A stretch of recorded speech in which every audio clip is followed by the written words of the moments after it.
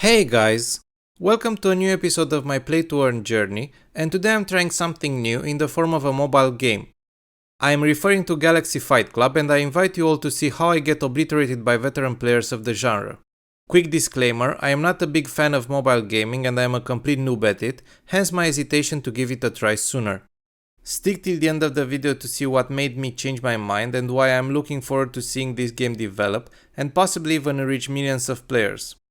First of all, amid so much grudge in the NFT space, Galaxy Fight Club set off with the goal of trying to settle these differences once and for all, and what better way to accomplish this than by facing different IPs or brands one against the other in a MOBA game. This approach caught my attention in the first place as it adds an additional layer of utility to its partner collections by allowing owners to take control of their NFTs as playable characters.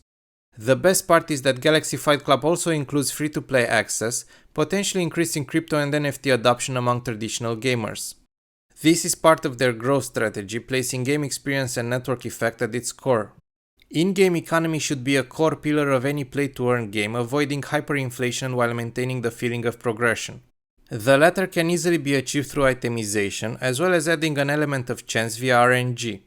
Randomization is implemented in multiple key points of the in-game economy in order to maximize player satisfaction and better solidify the game loop. Galaxy Fight Club's model includes all of these aspects, and I'll dive a bit into the play-to-earn design. First of all, there are two in-game currencies, G-Coin, which is a fungible token, and keys. Keys are gained by winning matches and are used alongside G-Coin to open loot boxes, which may contain weapons or armor that can be used to increase the stats of your character, or can be sold on the secondary market. In order to maintain value and scarcity, there is a daily limit of keys that a character can earn.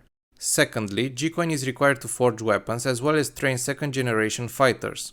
This upgrade system ensures that players can min-max their stats and combat efficiency, while beginner players can focus on improving either their fighters or weapons.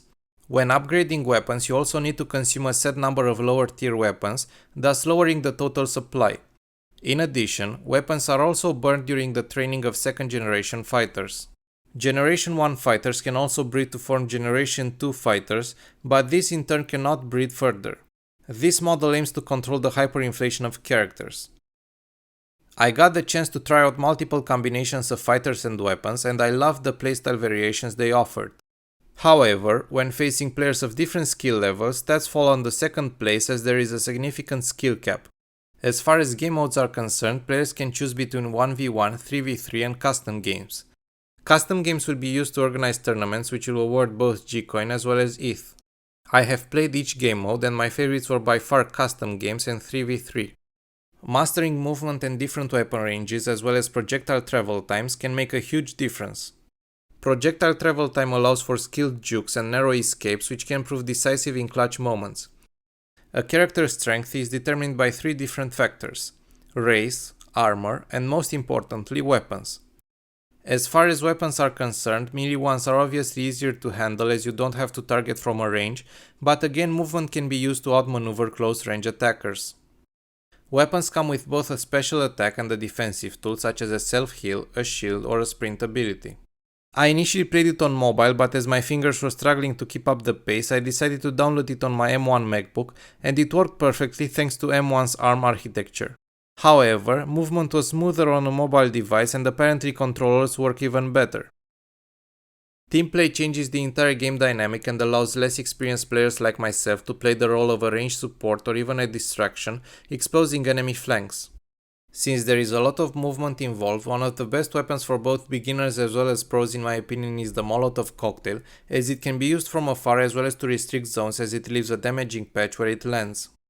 At the time of the recording, the first stage of the Galaxy Fight Club tournament was fast approaching, and I can't wait to see how teams perform and what tactics they go for.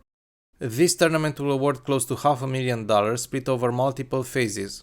With this kind of involvement from both the developers and the community, I can easily see Galaxy Fight Club attracting a huge audience from the esports scene.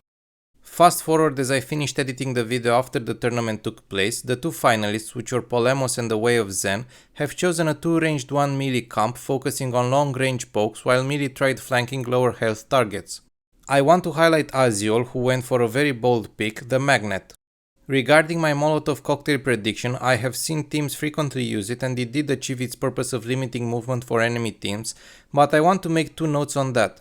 On the one hand, I feel like a strong melee can support two Molotov cocktail players, which can prove extremely efficient, but on the other hand, Molotov cocktails are extremely susceptible to flanking and dives as you can't target the area in your close proximity.